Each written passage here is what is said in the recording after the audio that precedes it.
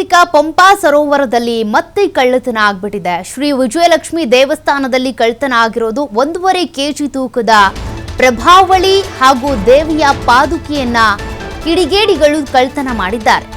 ಶ್ರೀ ವಿಜಯಲಕ್ಷ್ಮಿ ದೇವಸ್ಥಾನದಲ್ಲಿ ಕಳ್ಳತನ ಆಗಿರೋದು 1.5 ಕೆಜಿ ತೂಕದ ಪ್ರಭಾವಳಿ ದೇವಿಯ ಪಾದುಕೆಗಳು ಕಳ್ಳತನ ಆಗಿವೆ. ಕೊಪ್ಪಳದ ಗಂಗಾವತಿ ತಾಲೂಕಿನ ಪಂಪಾ ಸರೋವರ ದೇವಾಲಯದಲ್ಲಿ ಕಳ್ಳತನ ಆಗಿರೋದು. ಇಲ್ಲಿ ನೋಡಿ, ಸಿಸಿಟಿವಿ ಅಳವಡಿಕೆ ಮಾಡಿದ್ದಾರೆ. ಬ್ಯಾಕಪ್ ಇಡದೆ ಬೇಜವಾಬ್ದಾರಿ ತೋರಿಸಲಾಗಿದೆ. ಬ್ಯಾಕಪ್ ಇಲ್ಲದೆ ಇರೋದ್ರಿಂದ ಸಿಸಿ ಕ್ಯಾಮೆರಾದಲ್ಲಿ ಈ ದೃಶ್ಯ ಸರಿಯಾಗಿಲ್ಲ. ಆದರೂ ಇನ್ನೂ ಎಚ್ಚೆತ್ಕೊಂಡಿಲ್ಲ ಧಾರ್ಮಿಕ ದತ್ತಿ ಇಲಾಖೆ. ಸಿಸಿ ಕ್ಯಾಮೆರಾ ಇದ್ರೂ ಕೂಡ ಇಲ್ಲಿ ನೋಡಿ, ಕಳ್ಳತನಕ್ಕೆ ಕಡಿವಾಣ ಹಾಕೋದಕ್ಕಾಗ್ತಾ ಇಲ್ಲ. ಕಾರಣ ಅಲ್ಲಿ ಬ್ಯಾಕಪ್ ಇಲ್ಲ, ಆ ದೃಶ್ಯಗಳು ಸೆರೆ ಆಗಿಲ್ಲ. ಸ್ಥಳಕ್ಕೆ ಗಂಗಾವತಿ ಗ್ರಾಮೀಣ ಠಾಣೆಯ ಸಿಪಿಐ ಈಗಾಗಲೇ ಭೇಟಿ ಕೊಟ್ಟಿದ್ದಾರೆ, ಪರಿಶೀಲನೆ ನಡೆಸಿದ್ದಾರೆ. ಕಳ್ಳರನ್ನ ಶೀಘ್ರದಲ್ಲೇ ಪತ್ತೆ ಹಚ್ಚಿ ಬಂಧಿಸ್ತೀವಿ ಅಂತೇಳಿ ಸಿಪಿಐ ಭರವಸೆಯನ್ನ ಕೊಟ್ಟಿದ್ದಾರೆ. ಬಟ್ ನೋಡಿ, ಸಿಸಿಟಿವಿ ಇದ್ರೂ ಕೂಡ ಕಳ್ಳತನ ಆಗಿದೆ. ಬ್ಯಾಕಪ್ ಇಡದೆ ಯಾಕೆ ಈ ರೀತಿ ಬೇಜವಾಬ್ದಾರಿ ತೋರಿದ್ರು?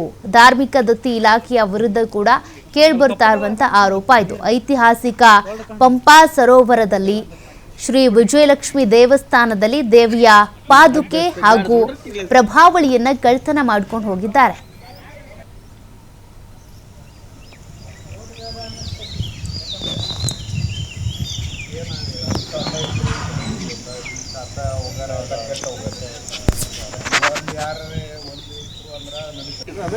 ಅದೇ ಸರ್.